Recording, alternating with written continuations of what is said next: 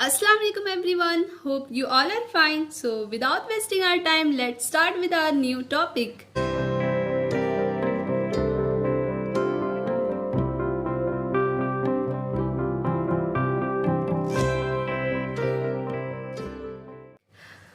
So today in this video, we will discuss about the lymphatic system of the body. तो lymphatic system क्या है? Lymphatic system जो है एक drainage system है जो कि रिमूव करता है access fluid from the body tissues और एक्चुअली इट इज़ अ सब system of circulatory system and immune system means lymphatic system जो है वो सर्कुलेटरी सिस्टम के पैरेलल चलता है। जैसे कि सर्कुलेटरी सिस्टम हमारे बॉडी में फैली हुई है वैसे ही सर्कुलेटरी सिस्टम लिम्फेटिक सिस्टम भी हमारी बॉडी में फैली हुई है। तो इसके कुछ सिमिलैरिटीज़ भी हैं, डिफरेंसेस भी है। तो सबसे पहले हम सिमिलैरिटीज़ की बात करते हैं। तो सिमिलैरिटी ये है कि सर्कुलेटरी सिस्टम का जो एक फंक्शन है वो बॉडी फ्लूइड को मेंटेन करना है, वैसे ही लिम्फेटिक सिस्टम भी हमारे बॉडी फ्लूइड को मेंटेन करने में हेल्प करती है। और अब हम डिफरेंसेस देखते हैं। तो डिफरेंसेस, पहला डिफरेंस ये है कि सर्कुलेटरी सिस्टम जो होता है वो एक क्लोज सिस्टम है जिसमें ब्लड जो है वो कंटिन्यू लूप में फ्लो करता है through out the body. But lymphatic system जो है वो एक क्लोज सिस्टम नहीं है, उसमें ब्लड जो है वो फ्लो करता है सिर्फ एक डायरेक्शन में जो कि है अपवर्ड टुवर्ड्स द नेक। और लिम्फेटिक वेसल्स कनेक्ट होती है दो सबक्लेवियन वेन से जो कि लोकेट होती है on either side of the neck near the collar bones and the fluid re-enter the circulatory system। दूसरा ये है कि जैसे कि सर्कुलेटरी सिस्टम एक पंपिंग ऑर्गन है जिसे हम हार्ट बोलते हैं, लेकिन लिम्फेटिक सिस्टम में कोई भी ऐसा पंपिंग ऑर्गन नहीं है। तो फिर लिम्फेटिक सिस्टम में ब्लड कैसे फ्लो करता है? तो लिम्फेटिक वेसल्स प्रेजेंट होती है लिम्फेटिक सिस्टम में जो कि कैरी करती है लिम्फ फ्लूइड को from the bottom of the body up towards the heart and also drains from the head and shoulders as well as the arm.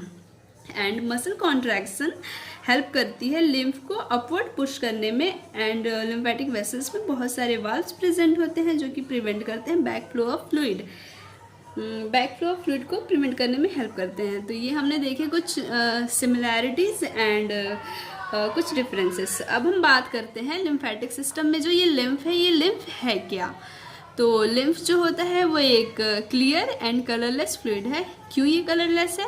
क्योंकि इसमें सिर्फ WBC प्लाज्मा प्रेजेंट होते हैं, इसमें RBC प्रेजेंट नहीं होता है। And the word lymph comes from the Latin word lympha which connected to water. यहाँ पे हमने ब्लड प्लाज्मा की बात की है। मीन्स लिम्फ का जो कंपोजिशन होता है वो प्लाज्मा के कंपोजिशन के सिमिलर होता है। तो मीन्स ब्लड के दो पोर्शन हैं। पहले पोर्शन में रेड ब्लड सेल्स है, वाइट ब्लड सेल्स है, प्लेटलेट्स हैं, दूसरे पोर्शन में प्लाज्मा है। लेकिन इसमें फ़र्क क्या है? जो नॉर्मल ब्लड फ्लो कर रहा है बॉडी में एंड जो लिम्फ है इसमें डिफरेंस क्या है? तो लिम्फ में जो है उसमें fat, lymphocytes and waste product greater amount में प्रेजेंट होते हैं, ये फ़र्क हुआ। तो क्या सारे फ्लूइड लिम्फ होगा? नो। उसी फ्लूइड को हम लिम्फ बोलेंगे जो लिम्फेटिक वेसल्स में आ जाएंगे। और ये कैसे आएगा ये हम देखेंगे, इसके फॉर्मेशन एंड ट्रांसपोर्ट में वो हम बाद में डिस्कस करेंगे। फिलहाल हम बात करते हैं function of the lymphatic system. तो इसका प्राइमरी फंक्शन है कि ये ट्रांसपोर्ट करता है लिम्फ। ये क्या है? एक फ्लूइड है जो कि कंटेन करता है infection fighting white blood cells through out the body. ये हमें इम्यूनिटी प्रोवाइड करता है। इम्यूनिटी प्रोवाइड करेगा तो यहाँ पे B cells and T cells का प्रोडक्शन एंड मैचुरेशन होगा। और दूसरा फंक्शन ये है इम्यूनिटी प्रोवाइड करेगा। तो हमारी बॉडी, ऑब्वियस सी बात है कि जब ये इम्यूनिटी प्रोवाइड करेगा तो हमारी बॉडी को ये इन्फेक्शन से बचाएगा और हम डिजीज़ फ्री रहेंगे। दूसरा ये है कि ये रीअब्जॉर्ब करता है एक्सेस इंटरस्टिशियल फ्लूइड को और इसे वापस वेनस सर्कुलेशन में भेज देता है, जिससे कि हमारे बॉडी के अंदर ब्लड वॉल्यूम लेवल मेंटेन रहता है और इंटरस्टिशियल फ्लूइड का लेवल भी है वो आउट ऑफ कंट्रोल राइज नहीं होता है। तीसरा फंक्शन ये है कि ये ट्रांसपोर्ट करता है डाइटरी लिपिड्स को थ्रू लैक्टियल्स। अब ये लैक्टियल्स क्या है? ये special type of lymphatic capillaries हैं जो कि एब्जॉर्ब करते हैं डाइटरी फैट को in the villi of small intestine. and drains into larger lymphatic vessels, eventually into the blood stream. तो हमने कुछ फंक्शन इसके देख लिए। अब हम देखेंगे इसका फॉर्मेशन एंड ट्रांसपोर्ट कैसे होता है। तो यहाँ से हार्ट से ब्लड जो है वो आर्टरी के थ्रू आता है और यहाँ पे कन्वर्ट हो जाता है कैपिलरीज में। कैपिलरी क्या है? Fine structure of blood vessels. अब ये कैपिलरी रीमर्ज होके वेन बनाती है और ये वापस से हार्ट में चली जाती है। ओके, तो अब हम प्रोसेस देखते हैं कि ये सब होता कैसे है।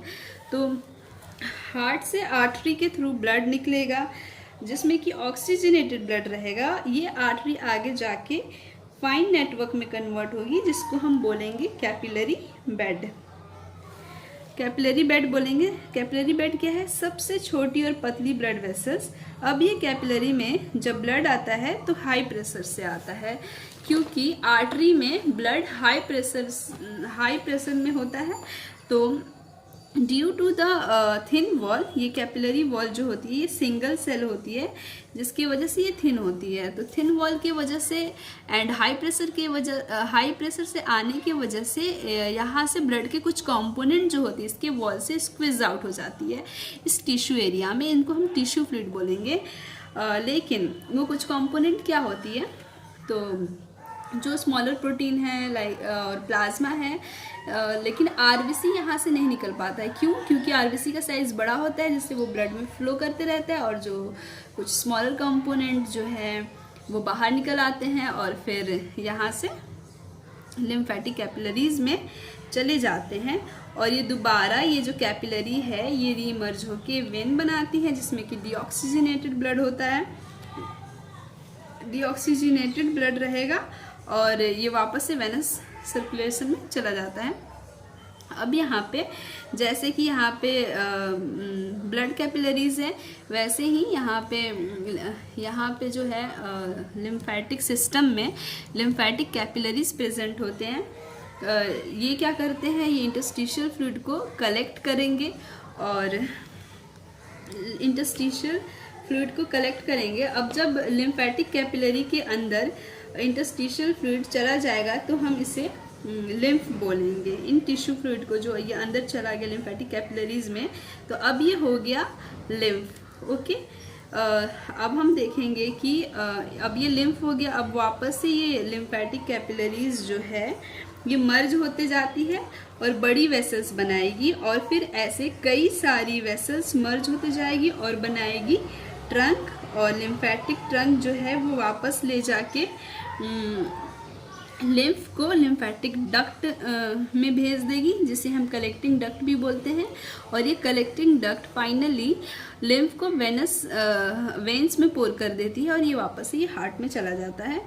ओके, तो जैसे कि हमारे बॉडी में वेसल्स छोटी बड़ी वेसल्स होते हैं, कैपिलरीज होते हैं, वैसे ही लिम्फेटिक सिस्टम में लिम्फेटिक कैपिलरीज हैं, फिर कलेक्टिंग वेसल्स हैं और फिर लिम्फेटिक ट्रंक है एंड लिम्फेटिक डक्ट है।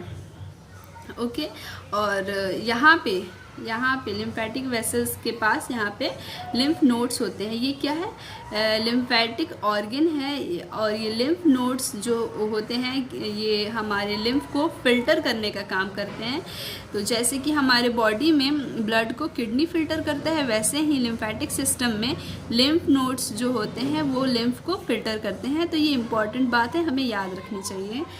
ओके, तो हम बात करते हैं ब्लड कैपिलरी से कि ये कैसे यहाँ से हाई प्रेशर की वजह से थिन वॉल की वजह से स्क्वीज आउट हो जाते हैं कुछ कंपोनेंट। तो यहाँ पे कैपिलरीज देखते हैं। तो कैपिलरीज देखेंगे तो कैपिलरीज जो है ये सिंगल सेल होती है एंड ये इनकी एंडोथेलियल सेल जो है इनकी अरेंजमेंट जो होती है वो ओवरलैप्ड होती है जिसके वजह से यहाँ पे प्रेशर इंक्रीज होने की वजह से यहाँ पे वन वे मिनी वॉल्व भी बन जाता है। अब हम देखते हैं कि ये लिम्फेटिक कैपिलरीज जो है वो कोलेजन फाइबर से अटैच होती है।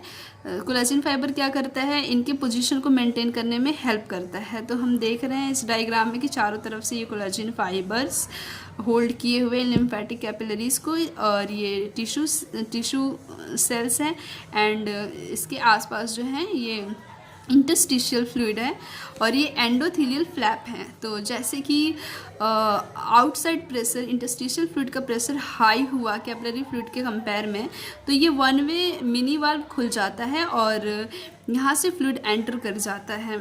ओके तो जब ये फ्लूइड यहाँ पे आया, तो जैसे कि हमने पढ़ा था कि लिम्फेटिक फ्लूइड जो है मींस लिम्फ जो है उसका डायरेक्शन वन वे है। तो जैसे यहाँ पे फ्लूइड एंटर करेगा, लेकिन अगर ये वापस जाने की कोशिश करेगा तो यहाँ पे जो है एंडोथेलियल फ्लैप जो है ये क्लोज हो जाता है, जिससे कि फ्लूइड जो है वो वापस नहीं जा पाता।